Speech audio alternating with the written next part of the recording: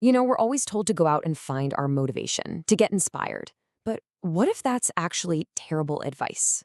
What if motivation is the most unreliable tool you have?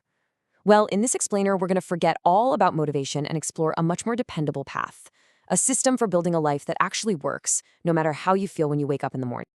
Just be honest for a second. You open your eyes, you grab your phone, and boom, you instantly feel like you're losing. You see everyone else's highlight reels, and you haven't even managed to get out of bed yet. It's this uniquely awful feeling, this sense that you're falling behind before your day has even started. And that's exactly what it feels like. It's not just about being tired, right? It's this deep anxiety that you're just unprepared for the demands of your own life. The solution, though, isn't some huge gesture or a sudden bolt of lightning.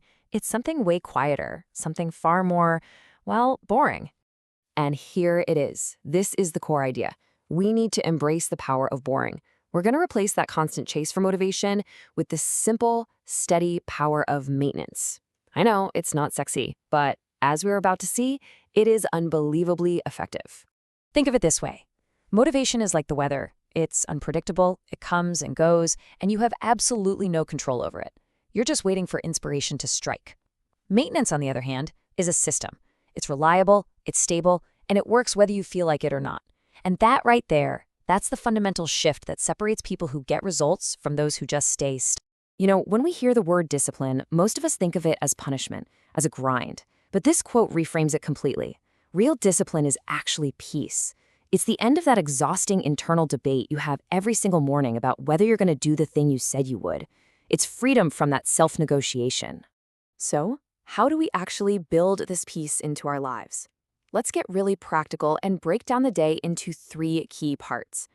We're going to look at a few simple, boring habits for your morning, afternoon, and evening that create a real foundation of stability. Okay, the day starts right here, in the first 5 minutes. Before you touch your phone, before the coffee, drink a full glass of water. Your body is dehydrated after sleeping, and this simple act helps clear out that brain fog. Next, make your bed. It feels so trivial, I know, but it's a quick win. It's the very first promise you keep to yourself each day, giving you immediate proof that you're someone who follows through. We all know that post-lunch crash, right? That feeling where you just want to take a nap? Well, the crucial thing to realize is that it's not a personal failure. It's just biology. Your blood sugar is dropping, digestion's kicking in. So instead of fighting it with more caffeine, the fix is so simple. Just walk for 10 minutes after you eat. No podcast, no music, just a walk. This rebalances your blood sugar, clears the fog, and completely resets your system without needing a single ounce of motivation. So, how many of us end the day scrolling on our phones only to find our minds are still racing when we try to sleep? That constant stimulation keeps our nervous system in high gear. The antidote? A physical book. Seriously. 20 minutes of reading signals to your brain that it's safe to slow down, and it lets sleep come naturally instead of being a fight. Now, these daily habits, they're not random. They're actually building something much bigger, a stable foundation for your life. See, stability in your day is supported by stability in your environment and your resources. So let's talk about the big 3, your money, your food, and your space. This number is just staggering. The source for this pointed out someone spending $300 a month on coffee. That is basically a brand new high-end espresso machine every single month. Tracking your spending isn't about being cheap. It's about ending the denial and finally seeing where your money is actually going. And this is exactly why tracking matters. It's not about judgment, it's about awareness. The data you collect becomes a mirror, reflecting your patterns, your emotions, your real values. You start to see the stress purchases, the boredom buys. It empowers you to make conscious choices instead of just unconscious ones. Next up, food. You do not need expensive superfoods to be healthy. This whole approach is about simple, real food. Think rice and beans, potatoes and eggs. A big batch of home-cooked food might cost you $8 for 4 meals. That same $8 gets you maybe half of one single takeout order. Cooking for yourself is an act of agency. You control your health and your finances at the very same time. And finally, your space.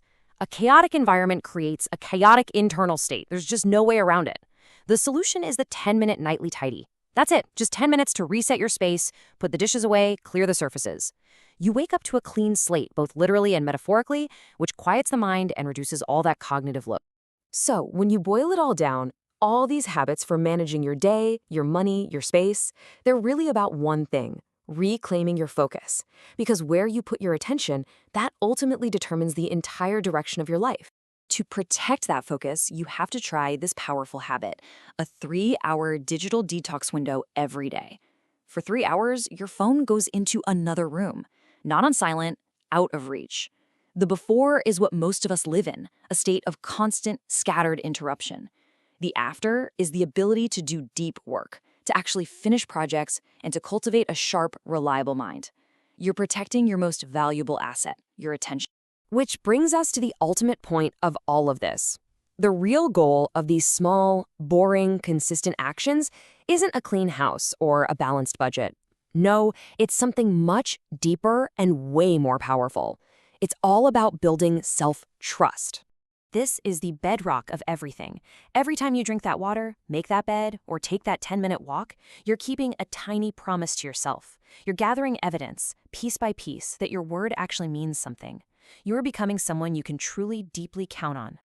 And this is the magical shift that happens when self-trust becomes your identity. You stop chasing outcomes. You no longer need to hustle for motivation or hunt for inspiration because you built a reliable system and you've become a reliable person. The results in your work, your health, your whole life, they become a natural byproduct of who you are. They literally start chasing you. So let's end with this. The distance between the person you are today and the person you want to become, it's not some giant leap. It's not about luck or talent. It's bridged by the simple consistency of one small, boring habit. So the question to leave you with is a simple one. What's yours?